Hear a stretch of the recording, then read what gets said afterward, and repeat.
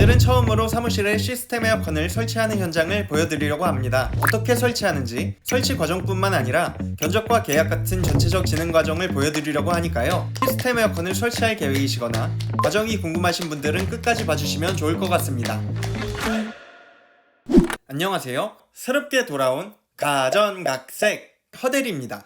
오늘 찾아갈 곳은 종로에 위치한 핀테크 회사입니다. 이 회사가 입주해 있는 빌딩의 준공 연도는 1992년 5월, 그러니까 지어진 지 30년이 넘은 빌딩인데요. 이렇게 오래된 건물에도 시스템 에어컨 설치가 가능할지 사전 점검을 하기 위해 먼저 현장을 방문했습니다. 사실 이곳은 기존에 이미 냉방 시스템이 있던 곳입니다. 하지만 중앙에서 통제되는 시스템이라 아침 8시부터 저녁 6시 사이에만 운영되고 그 이후로는 작동이 되지 않는다는 게 문제였습니다. 한여름에 야근을 하게 됐는데 에어컨이 안 나온다면 생각만 해도 끔찍하겠죠? 심지어 중앙 냉방 시간대조차도 엄청 시원한 건 아니어서 사무실 자체적으로 백업용 시스템 에어컨을 추가로 설치하길 원하셨습니다. 일반적인 아파트와 달리 사무실은 현장마다 환경이 천차만별이기 때문에 사전에 직접 방문해 둘러보면서 현장을 체크합니다. 현장은 어떤 방식으로 되어 있는지, 실외기실 위치는 어딘지, 배관 경로나 드레인 경로는 어떻게 할지 체크하고요. 전기 용량이 충분한지도 꼭 체크해줘야 됩니다. 그리고 이런 오피스 빌딩은 보통 관리실이 따로 있기 때문에 관리실에 가서 설치가 가능한 시간이 언젠지, 전기 공사는 어떤 식으로 해야 할지, 주의사항은 없는지도 체크합니다. 현장을 모두 둘러봤으면 여러가지 설계 방안을 토대로 고객님과 협의 단계에 들어갑니다. 고객님의 요구사항을 반영하면서 동시에 가장 효율적인 방식으로 설계를 해야겠죠? 이때 가격 협의도 같이 들어갑니다. 이번 현장의 경우 고객님이 가장 시원했으면 하는 곳 1순위가 사무실, 2순위가 라운지였는데요. 사무실은 면적이 대략 68평으로 뻥 뚫려 있는 개방된 공간이었습니다. 그래서 약 1.5배로 산정해 31평형 4A 하나, 36평형 4A 2대 이렇게 총 3대로 잡아드렸습니다. 그 다음으로 직원분들이 많이 이용하시는 곳이 라운지였는데요. 이곳은 약 40평의 공간으로 사무실 다음으로 넓은 곳이었습니다. 여기도 대략 1.5배로 평형을 산정해 31평형 2대를 잡아드렸습니다. 그 다음 대표님실의 경우에는 대표님이 사무실에 안 계실 때도 많고 더위를 잘 안 타기 때문에 따로 설치를 안 해도 될 것 같다 하시더라고요. 그런데 직접 가보니 3면이 통창이라 원웨이 한 대 설치를 권장드렸습니다.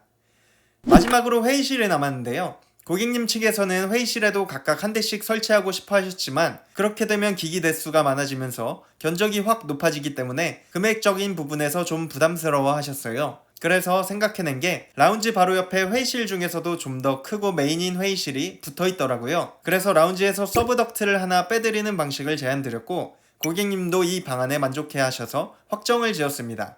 이렇게 고객님의 니즈를 파악하고 저희 쪽에서도 효율적인 방안을 제시해 서로 맞춰가는 과정을 거칩니다. 정리를 해보면 실내기는 사무실에 4A 3대, 라운지에 4A 2대, 그리고 대표님실에 원웨이 1대 이렇게 총 6대를 설치하고 실외기는 한 대로 부족하기 때문에 10마력 1대, 12마력 1대, 총 2대를 설치하기로 했습니다. 여기서 팁을 하나 드리자면 실외기가 2대잖아요. 이때 만약 하나가 고장나도 메인 사무실에 최소 하나는 작동이 되도록 에어컨 3대를 실외기 하나에 묶는 게 아니라 2대에 나눠서 묶어드렸어요. 이런 것도 설계자의 센스라고 할 수 있겠습니다. 전체적인 설계 방안이 확정되면 계약서를 작성하고 설치 날짜를 협의합니다. 계약서는 직접 만나서 서명하기도 하고 온라인으로 진행하기도 합니다. 계약금은 보통 계약서를 작성하는 날 30%, 공사 직전이나 공사 중에 중도금으로 60%, 마지막으로 시공이 끝나고 고객님이 직접 확인하신 후 나머지 10%를 완납하시는 방식으로 진행됩니다. 설치 날짜 같은 경우는 고객님과 설치팀의 일정을 조율해 정하는데요. 이번 현장은 근무 중인 사무실이기 때문에 직원들이 출근하지 않는 주말에 설치를 진행하기로 했습니다. 설치 당일이 밝았습니다. 본격적으로 설치 과정을 보여드리겠습니다. 먼저 설치에 앞서 보양 작업에 들어갑니다. 공사를 하다 보면 먼지가 많이 날리기 때문에 전체적으로 비닐로 꼼꼼히 감싸주는 작업입니다. 그 다음 타공 작업을 진행합니다. 설계한 대로 배관이 지나갈 수 있도록 벽에 구멍을 뚫어주는 겁니다. 구멍을 뚫어서 배관 동선을 확보했으면 이제 배관을 연결해줄 차례입니다. 냉매 배관과 드레인관 그리고 전선 통신선을 연결해줍니다. 이때 드레인관은 누수가 되지 않도록 꼼꼼히 연결해줘야 하고요. 냉매 배관도 꼼꼼히 용접해 작업합니다. 천장 중간중간 있는 스프링쿨러를 피해서 작업해야 하고 중간에 빔 프로젝트 라인이 있다면 그 라인도 피해서 설치해야 됩니다. 이제 실내기와 실외기를 설치하고 배관과 연결해주는 작업이 남았습니다.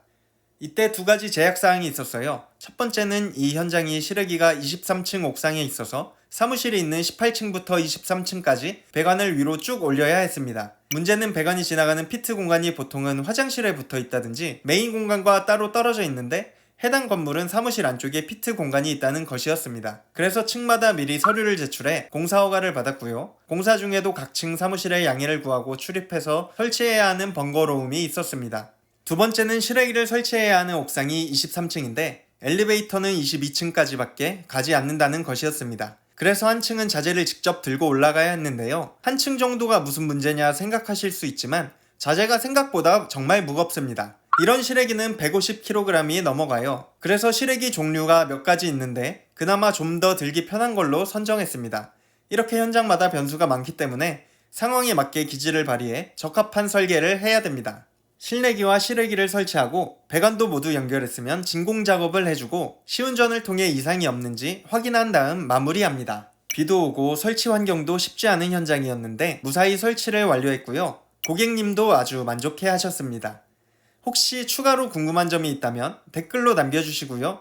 다음에 새로운 현장으로 또 찾아오겠습니다. 감사합니다.